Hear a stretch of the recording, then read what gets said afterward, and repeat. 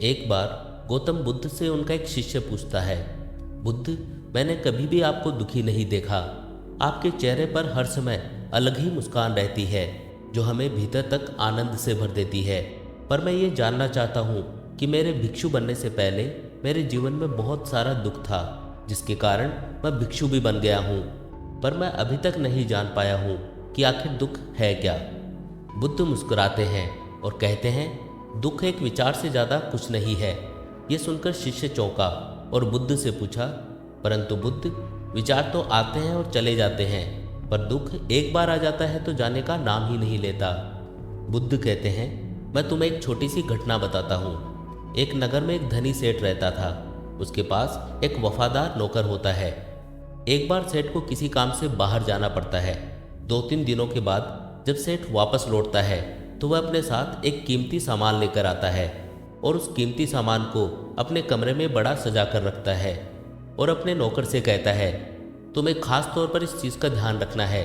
ध्यान रहे ये टूटे नहीं, यह मुझे बहुत प्रिय है। नौकर कहता है, मालिक, मैं पूरा ध्यान रखूंगा, आप चिंता न करें। अगले ही दिन वह नौकर पूरे घर की सफाई कर रहा होता है और सफाई करते करते उस कीमती चीज़ के पास पहुंचता है और उसकी भी सफाई करने लगता है। सफाई करते वक्त अचानक वह कीमती चीज़ उस नौकर के हाथ से फिसल जाती है और नीचे गिरकर टूट जाती है। सेठ को यह बात पता चलती है, पर क्योंकि वह उसका वफादार और पुराना नौकर होता है, इसलिए वह उसे डांट धमकाकर ही छोड़ देता है। सेठ अपने उस कीमती चीज़ के बारे में सोच सोच कर बहुत दुखी हो जाता है। रात होती है, लेकिन सेठ को नींद नहीं आ रही होती। वो बहुत बेचैन होता है। बेचैनी के कारण सेठ अपने कमरे से बाहर निकलता है और देखता है कि उसका नौकर निश्चिंत होकर खराटे लेकर सो रहा है। सेठ सोचता है, इसने मेरी इतनी कीमती चीज़ तोड़ दी और उसे बिल्कुल भी चिंता नहीं है। मुझे यहाँ नींद भी नहीं आ रही है और यह आराम से सो रहा है।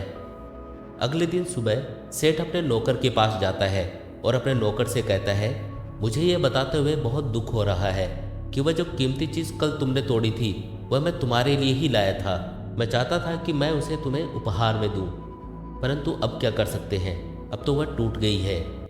सेठ की बात सुन नौकर को धक्का लगा। नौकर सोचता है, अरे ये तो बहुत बड़ी गलती हो गई।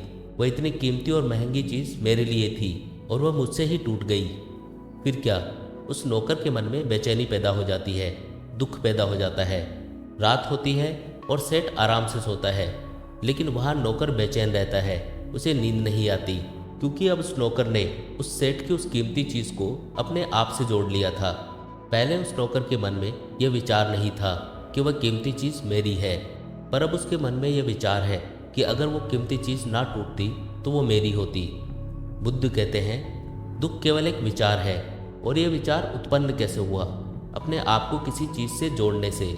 हम जिस भी चीज़ को अपने आप से जोड़ लेते हैं उसे पकड़ने की कोशिश करते हैं और यही चीज़ हमें दुख देती है, क्योंकि वास्तविकता तो यही है कि कोई भी चीज़ हमसे जुड़ नहीं सकती।